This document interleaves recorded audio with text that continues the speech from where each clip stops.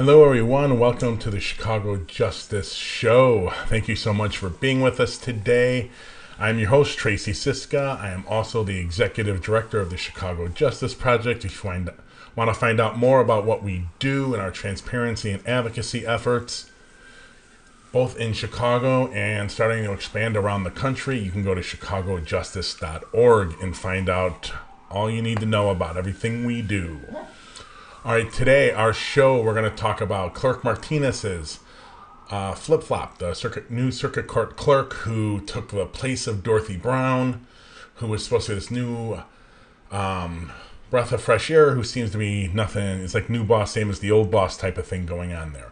Gang data, affiliation data failure. CPD seems to making a habit of not making progress. CPD, and we talk about the Hispanic Caucus endorses a compromise on the Community Safety Bill or the Community Safety Commission. We talk a little bit about a consent decree, more about the CPD not making progress they should. And then we talk about a really stupid use of crime data from Crime in Wrigleyville blogger, CWB Chicago. Not surprising, they try to frame themselves as a media outlet, and they're different from the mainstream media, and they're making the same, if not worse, mistakes than the media. This coming Wednesday, 4/14, we have our first town hall. It's on reimagining a new paradigm of transparency on rape kits and rape kit processing.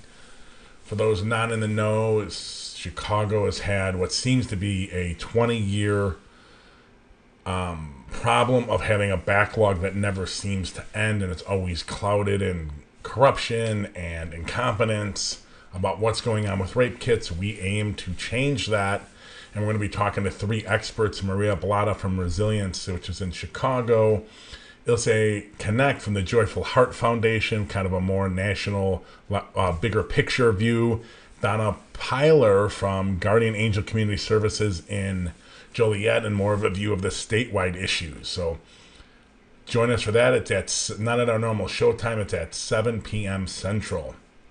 Catch it wherever you stream the show: Twitter, Facebook, our YouTube channel, our Twitch channel. Hopefully we'll see you there. You can, especially with this show, you can, and for the town hall, you can submit comments and questions for inclusion live in the event from any of those platforms.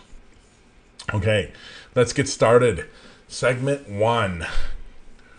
Circuit Court Clerk Iris Martinez. Now, many of you who are not criminal justice experts may not even know this office exists, but if you end up in the court system at all, you will deal with this office, or at least your file will. They're the office that handles all the paperwork and data for the Cook County courts.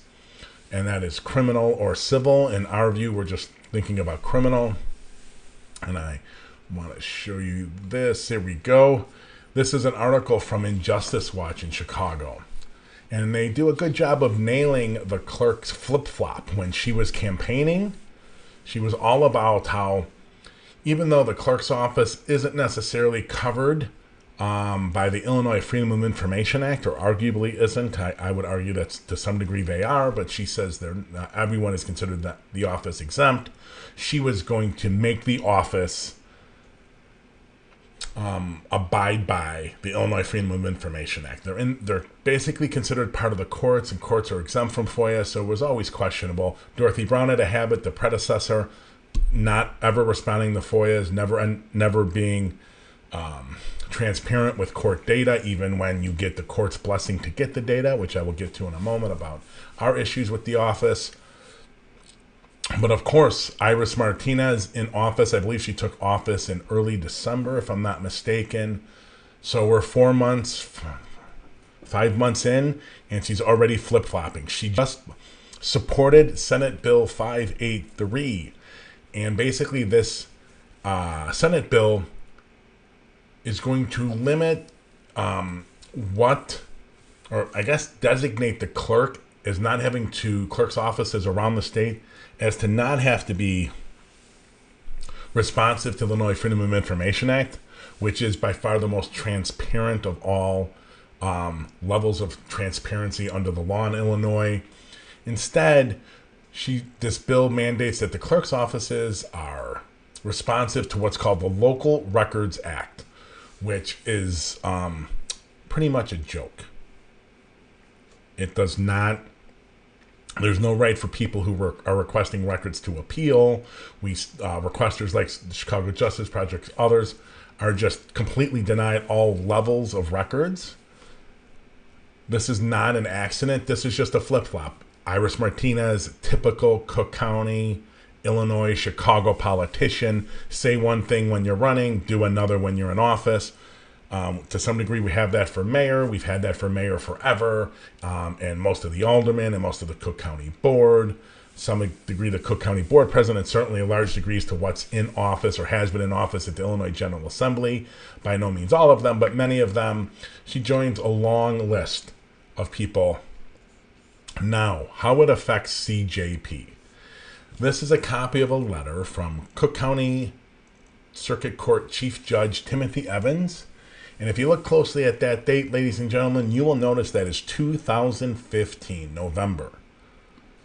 That letter to us and to the clerk's office is basically a signed agreement with Cook County Circuit Court Chief Judge Timothy Evans and the Chicago Justice Project for CJP to get access to 40, well, at that point it was believed to be 35 years of case level data from the Cook County Criminal Court.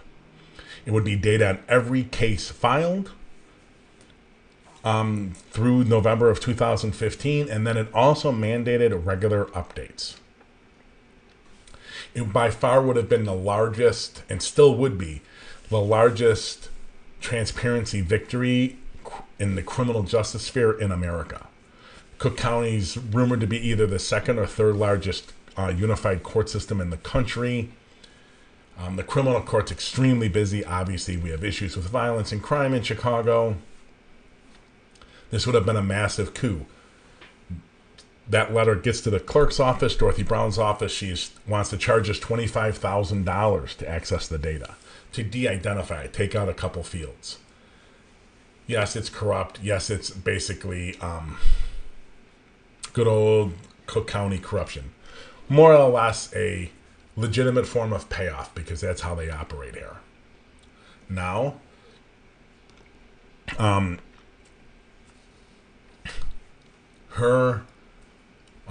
Iris Martinez's chief of staff, during the campaign, agreed.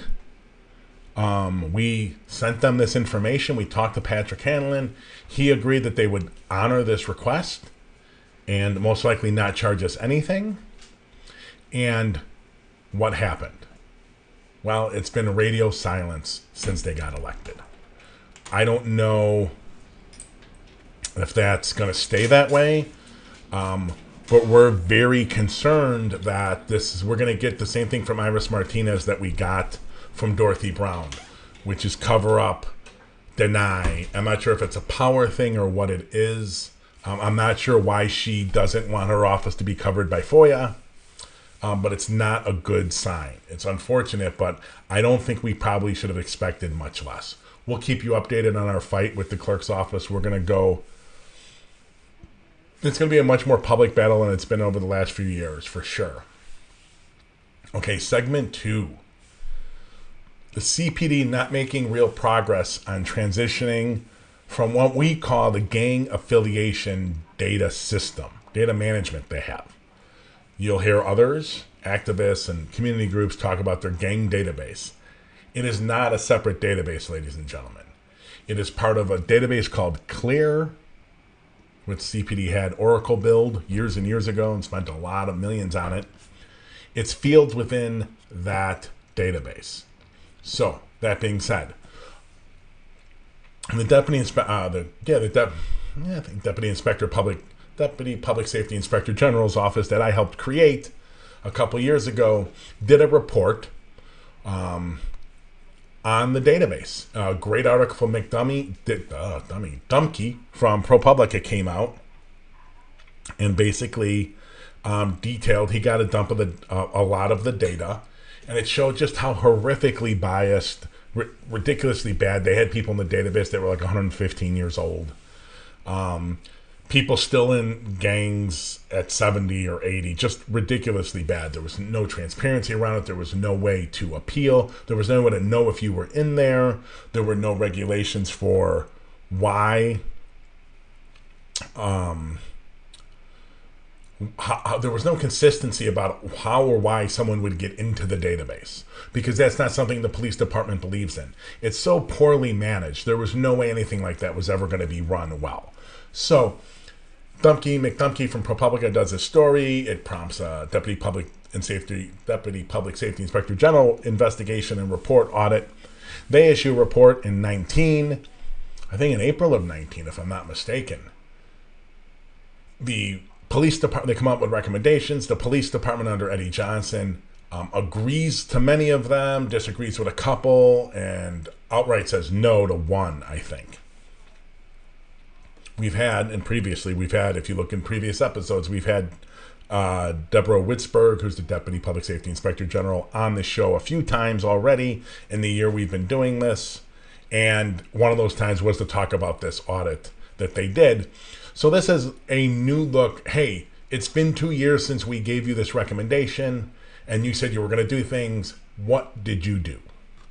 Right? And this is a copy of that report. A follow-up inquiry on the CPD department, the Chicago Police Department's gang database. Now, it's in quotes. It isn't a database. That's isn't horrible. They also started drafting revisions and policy changes. This is one that is going to have to happen. The city council needs to step up and pass an ordinance mandating this change, and mandating guidelines be produced, and mandating a public policy for them to be reviewed every year, and an audit every year of the current data systems and what's in there, who can access them. Because the police department isn't going to do it themselves. That is clear as day. I knew it well before this. This is just another nail in that coffin. Okay, we're going to get on to our next segment here, which is something that came out earlier today from the Sun-Times, and they sent it out an email because, oh my God, you're not going to be shocked by this one. But they wanted you to think, because the email seemed kind of like a breaking news thing. The CPD is preparing for demonstrations, both after the Chauvin George Floyd verdict in Minneapolis, but also the release of the Toledo shooting video. It makes sense, right? Breaking news, they're doing this. No. What ended up happening today is the police department briefed some aldermen on their plans of how to deal with both. And some aldermen, Lopez, I think, Jason Irvin, probably to cover their butts more than anything, were warning Mayor Lightfoot, and David Brown and others, both in person, I think, and through the media, about how you can't take district personnel out of the districts to protect downtown in the Loop. That's what happened, for better or worse, during the response to George Floyd's murder back in late May, I think is when that actually happened. May 28th, if I'm not mistaken, was the first protest. So I think this is more some aldermen, especially ones that may not necessarily get along with Lightfoot or the superintendent, trying to cover their butts and show their residents and their supporters that they're fighting to keep the district personnel in their district. That isn't going to happen. Let's just say that no police department in the country has enough personnel to handle unrest throughout the entire city all at the same time. Being part of a democracy that has, up until recently, been considered very stable, there's never been a need for that. We don't want to pay for that. We don't want that many cops on the streets at any time. So it's just not feasible to have enough cops. You're going to have to move them. When unrest, like what happened last spring, late spring and summer, when things like that happen, you're going to have to move cops. It is just the way it goes. And they're going to be on time. There are going to be times when you move those cops and unrest pops up where you move them from. It's a whack-a-mole issue. And this is why things like George Floyd, Laquan McDonald, Tamir Rice, Michael Brown and Ferguson, we can go on and on, Breonna Taylor, and there's all the names coming to my head at this time. I'm sure I could find in Google search dozens, if not hundreds more, over the last few years. That's why those events are so impactful and are so bad. Because people have to understand, people in America submit to being governed. They allow themselves to be governed. We don't have to have a police force. Americans allow a police force in their communities, in their cities, in their towns. We allow it. There's nothing in the Constitution that says the police have to exist. America is built on the fact that Americans allow ourselves, we submit to being policed. For better or worse on that, we do. And when the police department loses legitimacy, and the government loses legitimacy, you get the unrest that we had last summer. And that's why it's so important that we don't see repeats. I have no faith that we're not going to see repeats. I have full faith that we're going to see repeats. Whether it's a day, a week, a month, a year, we will see more of those killings of unarmed black people for no legitimate reason. On this whole Toledo shooting video release, it could very well be that the delay in showing it to the family is solely based on the fact that they're preparing for the unrest that will follow. I don't know if that's true. I fear that it is. I reached out to sources today in the department. And while very few people have seen it, don't believe the FOP. They have not seen it. The Fraternal Order of Police, even though they said, we covered that on Wednesday, they said the president certainly sounded like he had seen the video, but he hadn't. It's possible that video contains something that is going to spark a repeat of at least May 28th last year. And that's bad news if that happens for all of us. I don't want to see anyone die, but when they do die at police hands, I want the shootings to be as legitimate as we can possibly have them be. We'll see. I'm a little worried about that. I'm worried about all of it. I'm worried about the Chauvin verdict, and I'm worried about the Toledo video, shooting video being released, and whether or not it's going to, what it's going to show us. Okay, ladies and gentlemen, we're going to take a quick break, and I'll be back in 1 minute. And we're going to be talking about the Hispanic Caucus endorsing the civilian police oversight compromise that Lightfoot has rejected. We'll be right back. Join a group of engaged and committed individuals advocating for transparency and accountability in the local justice system around the country. Get engaged through crowdsourced research projects, digital activism, public policy advocacy, or become a social media ambassador. Our criminal justice system will not reform itself. Communities must demand it. Transparency can be the fuel for justice our local communities need to combat the weaponizing of data by our justice system. Transformation of our justice system cannot occur until we know exactly what they are doing and who they are doing it to. Get involved today. CJP Nation.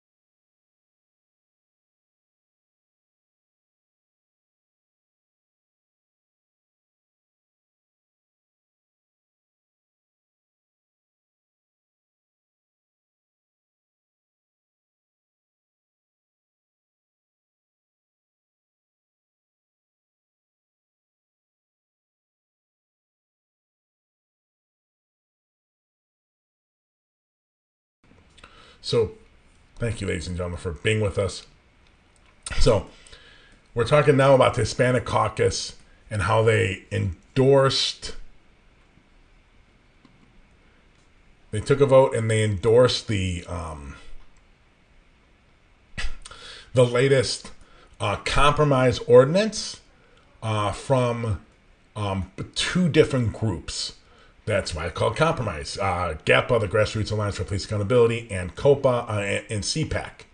The Citizen Police Community Council. I forgot what that A stands for, and I apologize for CCAP. We're having Tamer on next week to talk about, a representative from CPAC on to talk about it. But so Hispanic ordinance endorses this ordinance. What does that mean? Okay, a little background.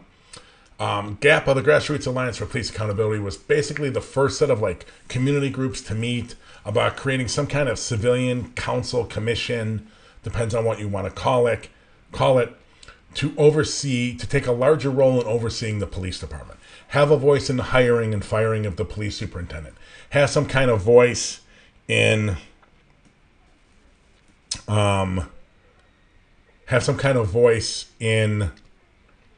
hiring of the head of what was going to then be COPA, Citizens Office of Police Accountability, and also the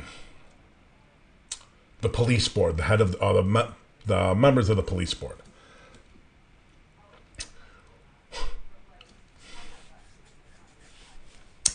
So GAPA, let me back up and say, as the ordinance to create the Deputy Public Safety Inspector General, and which also contained the creation of COPA, the Citizen Office of Police Accountability, that was replacing the Independent Police Review Authority. So IPRA was getting rid of IPRA, creating COPA, and creating the Deputy Public Safety Inspector General's office. I was involved in helping write it. The Deputy Public Safety Inspector General ordinance was actually my idea. It came up in a talk with Community Renewal Society that wrote the first version of the ordinance that went into City Council, called Fair Cost, to create the Deputy Public Safety Inspector General and COPA. During that same time, a set of community groups came together, coalescing into a group and calling themselves the Grassroots Alliance for Police Accountability. As we were working to pass Fair Cops ordinance, Ron was also pushing to create his version of this community commission council that had no power. GAPA pushed the mayor's office to stall that in 2016, the summer and early fall of 2016. Do not pass this community council commission. We bound to go back to our community groups, our communities, and work with them on a proposal our communities can live with. So they didn't pass it. Fair Cops' version of COPA and the new Deputy Public Safety Inspector General's office, it did pass. That passes. I think around September of 2016. Unfortunately, since that time, they were never able to get Ron to pass a newer version.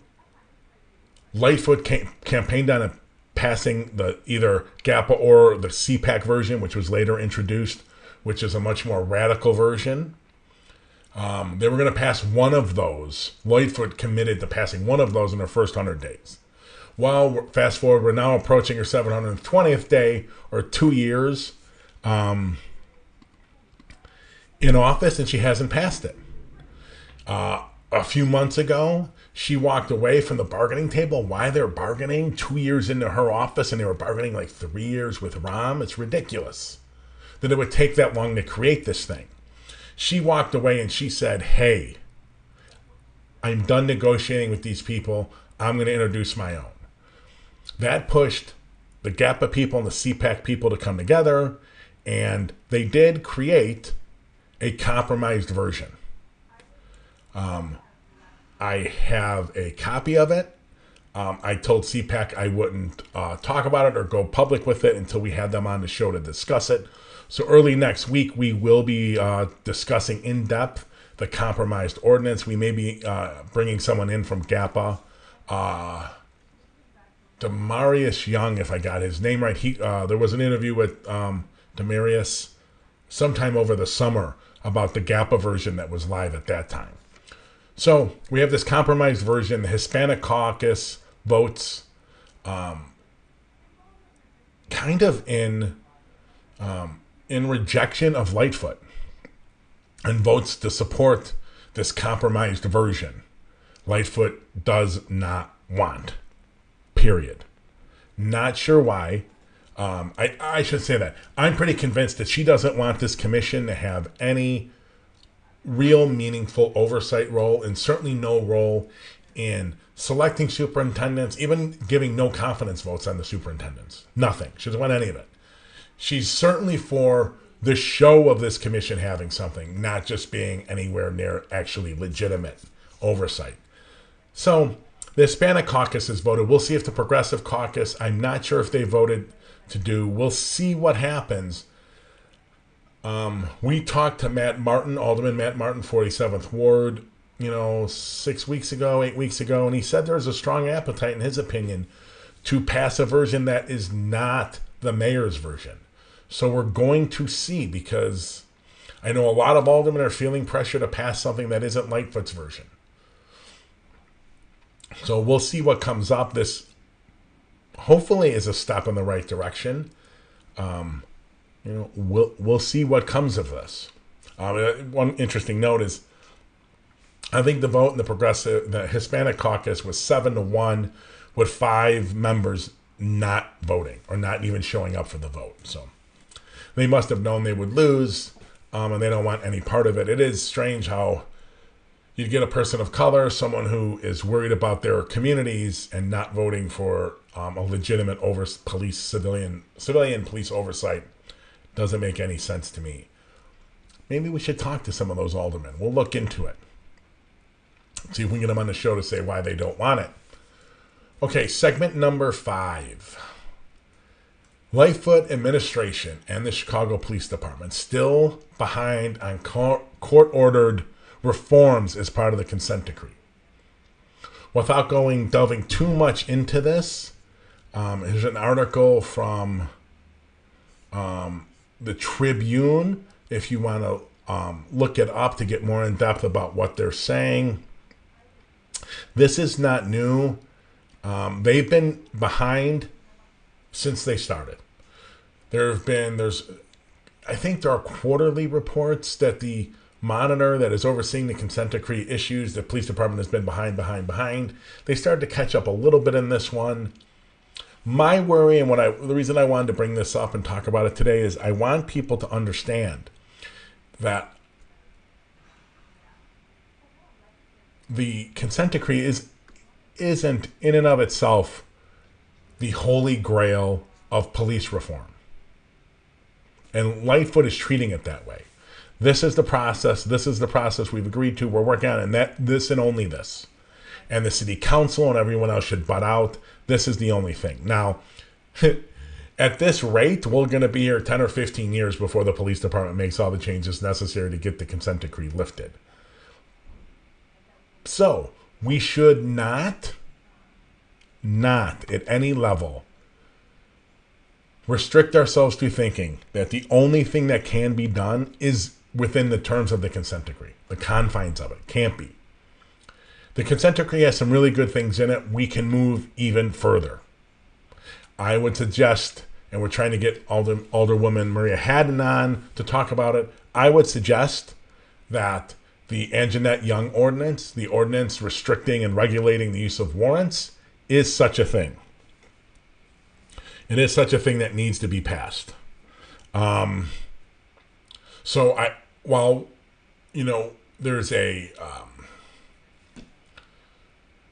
There's this desire or immediate reaction or to think that the consent decree is the holy grail. It isn't. As we proceed through the consent decree, we have to push our elected officials, including Mayor Lightfoot, our aldermen, our Cook County Board President, our Cook County Board, our Illinois General Assembly, our legislators, our governor, to put more regulations in and keep pushing and forcing transparency, but also restricting what the departments can do and regulating their behavior. The police accountability system isn't going to do it. In the end, it's always going to be a failure. And while the consent decree has some good things in it, we can always go further. So we have to think outside of that paradigm that Lightfoot, Mayor Lightfoot, and some of the city council are trying, and the police department specifically, are trying to force us in. We have to get beyond it. Okay, segment 6. This is Crime in Wrigleyville blog. And this is, we've talked about this a couple times this week, not the CWB, but this idea that, and I'm going to harp on it all the time. I'm going to harp on it every time they do it. Either Crime in the Wrigleyville blog or the mainstream media, or hack machine politicians like Paul Vallis, who we talked about on Wednesday's show. You can't, it is illegitimate to compare 2020 crime statistics to what's going on in 2021. Well, I should say, comparing 2020 to 2019, you also can't, or any year before that, you also can't compare what's going on in 2021 now, especially the first quarter of 2021, to what happened in the first quarter of 20. No, it's not legitimate. It's completely illegitimate. It's done for a political purpose. In Chicago, in the mainstream media, it's for clicks. And CWB, it's both for political, to drive a political agenda because they have one. It's not based in science. It's based in probably, we don't know who the people are, but I think it's mostly white men know best from everyone, right? We don't have to have science or research. We just know better than everyone. To some degree, you're getting that with Paul Vallis and his tweets on crime and violence. It's pretty sad, but this is another thing. This article is about how, with ridership low on the red line, violent crime is through the roof in 2021, the first quarter compared to first quarter of 2020. Well, hey, let's think. As I said on Wednesday, and I think I said on Monday, and I think I've said in many, many previous shows, definitely the one with Loyola researchers Don Steeman, professors Don Steeman and Dave Olson. Of course, it's higher. All crime numbers are going to be higher. You have unprecedented economic, housing, and health insecurity with a worldwide pandemic that has killed over 550,000 Americans in 12 months, 13 months maybe. Probably a lot more when we look at what happened, the people that died between like November of 19 till the middle of March when it really supposedly set in the country. You can't compare those numbers. It's invalid. It's for politics. It's for clicks. It's dishonest. And I mean, that's what you get from crime in Wrigleyville. It's not a shock. It's an anonymous news sort of political operation. Of course, crime is up in Redline. Of course. What do you mean? There's no one riding it. There are very few people riding it. You know what deters crime just about as good as anything else? Especially violent crime, especially crime to strangers, armed robberies, a lot of people being around, right? And we all know this. That's why you get on an L train. Do you go for the one that has no one in it or one person in it, or do you go for the one that has 20 or 30 people in it? Most of the time you go for 20 or 30 people just because you feel safer, because you know you're safer. You know what the data shows, you're safer. So, yeah, violent crime is through the roof because we have an extension of this pandemic and everything it's brought on. So comparing the first 3 months, the first quarter of 2021 to the first quarter of 20 is illegitimate. It's what these Crime in Wrigleyville, Chicago City Wire, Chicago Contrarian, if I'm getting the name right, that's what they do. And I wouldn't be surprised if you see this get picked up by the Tribune or Sun-Times for clicks. Oh my God, it's out of control.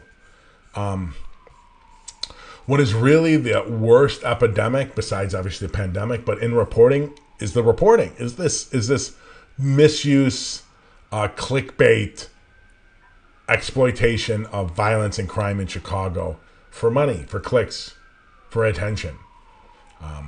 And for Crime in Wrigleyville blog or CWB Chicago, for Chicago City Wire, it used to be for Second City Cop blog sometimes. They're just doing it for attention. It's a political agenda. This is, these sites to a large extent should be thought of as Newsmax or OAN, One American News. I mean, that's how illegitimate they should be viewed. It's not always that they're just making stuff up. It's that it's so without context and it's so exploited that they're just pushing an agenda. It's not about really informing and educating the public and giving them information to live their lives and hold people to account. That's not what it is here. It's quite the opposite. So I wouldn't recommend reading it. We're doing enough of that for you. We're starting a special blog series on our website, which I'll be bringing up in the next couple of weeks, maybe as early as next week if the first one is published next week, about looking at reporting on a week's basis, a week of reporting from Crime and Wrigleyville blog, CityWire, the Chicago Contrarian, and other sites, similar sites, to just analyze how they're misreporting crime and violence and what agenda, and deciphering it, what agenda they're pushing. Okay, our last segment for the day, and it's a repeat from Wednesday too, unfortunately, maybe a little bit on Monday. CPD moves to fire 2 officers in the redline shooting. We played our video. There's a video on YouTube you can get about this on our YouTube channel. And it's our take on what drove the 2 officers less than a year ago to shoot an unarmed suspect on the redline platform, I believe at Grand. I'm not going to rehash the whole thing here. What I want to highlight here is what you're seeing the police accountability system do. Like, first of all, these 2 need to be fired. But that isn't going to stop this from happening again. It's going to stop these 2 officers from doing it again. But the system in place that drove that engagement and then drove these 2 poorly trained, incompetent police officers to shoot that man is going to be left in place if the only avenues for change are solely based on these 2 officers. It's like not seeing the forest for the trees. And that's a problem. And a lot of times that's what you get from the police accountability of their system. They're so focused on the narrow issue, the individual incident, that they can't see the systems in place that drive them. This is why I was so committed to getting that Deputy Public Safety Inspector General's office up and running. I didn't want it in the Inspector General's office. You can find out more about that in previous videos with Deborah Witzberg. I didn't want it there. I think they're doing a good job. I didn't want it in the Inspector General's office. I wanted to be completely independent of every office in the city government, but it ended up in the Inspector General's office. They're doing good work with their audits. But with that office, they look at the forest and not the trees. And that's what we have to do. So the police accountability system doesn't do it. COPA, IPRA, the Office of Professional Standards before it, never did. And it's unfortunate that COPA doesn't. But thankfully, we have the Deputy Public Safety Inspector General's office that is doing it. I hope they get to a point where they start researching misconduct cases, not so much for the individual misconduct of an individual officer, but to see what systems contributed to that misconduct. I hope that's what we see. We are going to author a letter in the next couple of weeks pushing the Deputy Public Safety Inspector General to do an audit of litigation stemming from violations of the Illinois Freedom of Information Act, and just audit the department's release of information and data responsive to FOIA. All right. That is for another show coming up, hopefully in a couple weeks. Thank you so much, everyone, for tuning in. I really appreciate it. Remember, our town hall is Wednesday, this coming Wednesday on the 14th at 7 p.m. Central, talking about reimagining a new paradigm of transparency around rape kit processing. You can get us on even that. It'll be a special issue, a special event of our Chicago Justice Show. It'll be at 7 p.m. Central. You can get that on our Twitch channel, on our YouTube channel, Facebook page, and our Twitter page. And from each of those platforms, you can submit questions for our show. And for our regular show every Monday, Wednesday, Friday at 5:30 Central. And for any of our special shows, Police Board meeting streams, our City Council Public Safety Committee streams, and for our Town Hall series, which we're starting on Wednesday the 14th. Thank you so much, everyone, and we will see you on Monday.